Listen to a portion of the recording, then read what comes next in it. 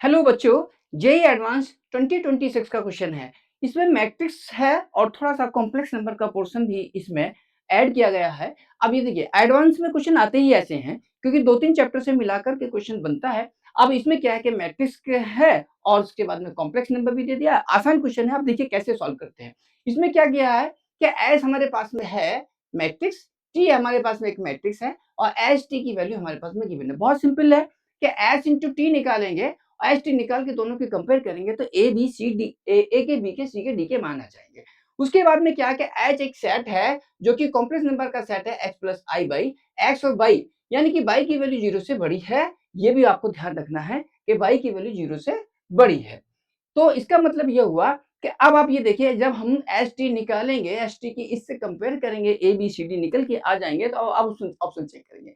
A option check करिए, B A D C की value रखिए। यदि अगर वो आई आता तो ये ऑप्शन सही हुआ। उसके बाद में हम क्या बी ऑप्शन चेक करेंगे तो बी ऑप्शन के लिए क्या करेंगे ए की बी की सी की डी की वैल्यू रखेंगे यहाँ पर और इक्वल टू ओमेगा। उसके ओमेगा की इक्वेशन निकल के आएगी। उस ओमेगा की इक्वेशन से हम चेक करेंगे कि ओमेगा की वैल्यू ये तो नहीं आ रही। फिर उसके बाद में क्या सी ऑप्शन कैसे चेक करेंगे भाई, एस टी की होल पावर 2 और एस टी की होल पावर m। अगर मैं एस टी की पावर होल 2 को नीचे ले जाऊं यानी कि एस टी की होल पावर m माइनस 2 हो जाएगा। इधर आइडेंटिटी हो जाएगा। अब आइडेंटिटी किसके इक्वल होगा, थोड़ा सा इसके बारे में सोचना पड़ेगा। अब उसके बाद में जैसे डी ऑप्शन है, डी ऑप्शन में क्या क्या ए का बी का सी का डी का मान निकालेंगे और ए बी सी डी का मान निकालने के बाद में ये देखेंगे कि ये कॉम्प्लेक्स नंबर आता है या नहीं आता है। लेकिन इस कंडीशन को फॉलो करना होना चाहिए कि y की वैल्यू जीरो से बड़ी आनी चाहिए।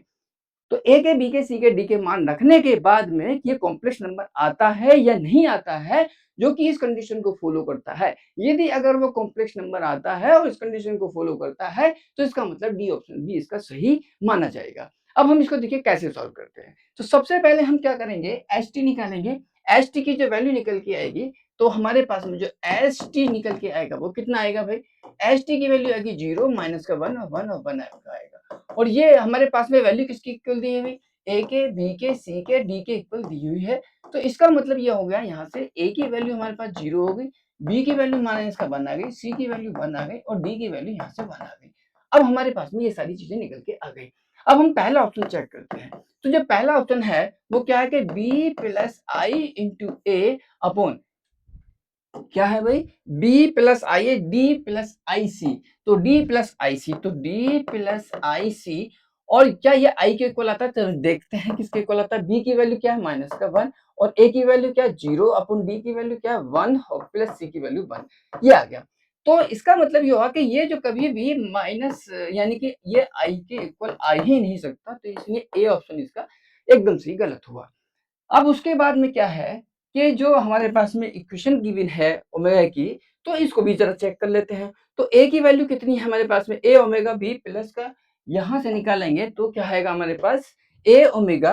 तो यहाँ से आएगा A omega plus B upon C omega plus D is equal to omega. अब यहाँ से ए की वैल्यू कितनी है हमारे पास में जीरो, तो यहाँ से आ जाएगा बी की वैल्यू कितनी है हमारे पास माइनस का वन। तो माइनस का वन अपॉन सी की वैल्यू वन यानी कि ओमेगा और प्लस डी की वैल्यू वन, ये आ गया और इज इक्वल टू ओमेगा। अब यहाँ से ओमेगा स्क्वायर प्लस का omega is equal to minus का वन, तो one plus omega square is equal to zero. अब ये आपने ट्वेल्थ में पढ़ा होगा कि one plus omega equal to zero होता है, तो ओमेगा की जो वैल्यू होती है वो माइनस का वन प्लस माइनस आई रूट थ्री आता निकल के, तो आई रूट थ्री अपॉन टू निकल के आएगा। अब इस ऑप्शन को चेक करते हैं कि माइनस का वन प्लस आई रूट थ्री अपॉन टू, इसका मतलब ये वाला ऑप्शन इसका बिल्कुल सही है।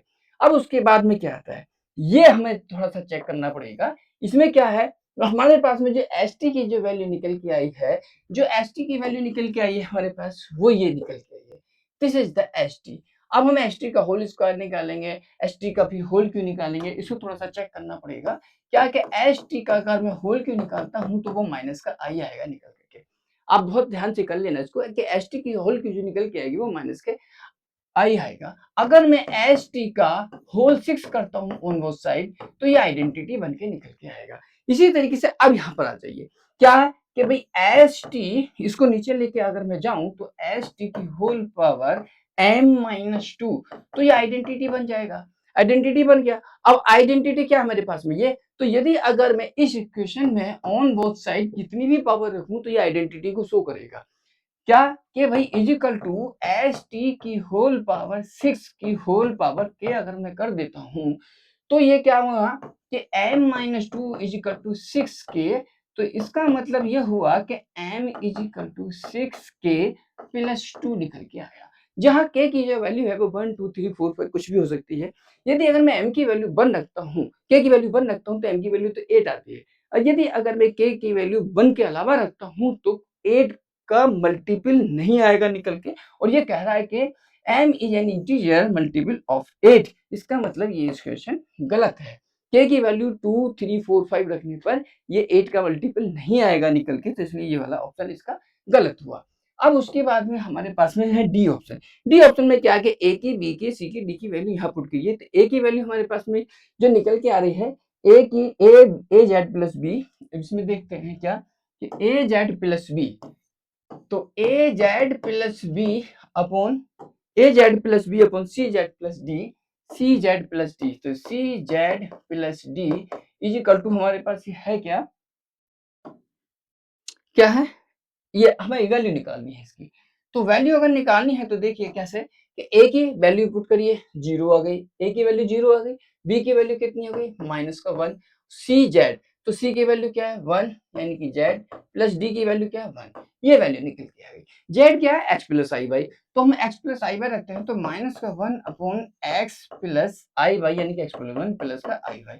अब मैं इसके कॉन्जुगेट से ऊपर नीचे मल्टीप्लाई करता हूं तो x प्लस का 1 माइनस का आई वाई, और यहां से जो निकल के आएगा वो x प्लस का 1 माइनस का आई वाई।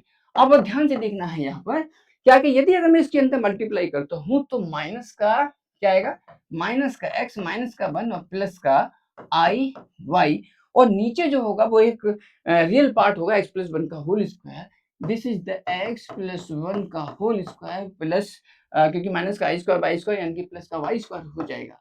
अब आप ये देखिए this is the complex number. दूसरी जो कंडीशन इसमें की क्या थी कि y की जो वैल्यू है यानी कि i का जो कोफिशिएंट है वो 0 से बड़ा निकल के आना चाहिए, वो हमारी कंडीशन को फॉलो कर रहा है। तो दोनों बातें फॉलो कर रहा है कि this is the complex number and y is greater than 0। इसका मतलब ये हुआ कि इसका जो लास्ट वाला ऑप्शन है वो ये भी इसका सही हुआ। तो इसमें दो ऑप्शन सही हुए हमारे पास, एक बी ऑप्शन सही हुआ और एक डी ऑप्शन सही हुआ, ये इसका सॉल्यूशन था। और सिंपल सॉल्यूशन है, यदि अगर आपको कॉन्सेप्ट पता है तो आप इजीली सॉल्व कर सकते हैं, क्योंकि इसमें मैट्रिक्स लगी थोड़ी सी, थोड़ा सा कॉम्प्लेक्स लगा, जेईई एडवांस का क्वेश्चन था, कितना आसान था और आसानी से सॉल्व भी हो गया।